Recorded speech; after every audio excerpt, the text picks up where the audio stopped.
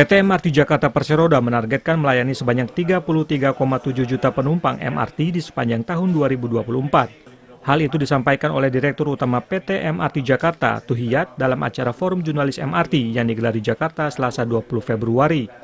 Tuhiyat menargetkan pihaknya bisa melayani sebanyak 92.000 penumpang MRT setiap harinya. Target ini, ungkap Tuhiyat, berdasarkan kajian dan hasil capaian MRT Jakarta pada tahun sebelumnya yang tercatat melampaui target yang ditetapkan, yakni sebanyak 70.000 penumpang per hari pada akhir 2023. Nah, bagaimana dengan tahun 2024? Nah, tahun 2024 itu karena kita sudah achieve per hari 91.000, kita akan pasang target di 92.000 penumpang per hari, gitu ya, kira-kira targetnya. Sehingga tahun 2024 kita akan berharap paling minim melayani publik itu sekitar 33,7 juta penumpang.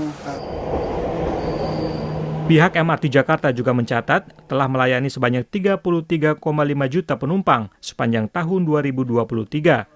Adapun tingkat kepuasan penumpang terhadap MRT di tahun 2023 mencapai 88,51%. Dari Jakarta, Azfar Muhammad, Kantor Berita Antara, mewartakan. Pak Korsek, teman-teman, Assalamualaikum warahmatullahi wabarakatuh.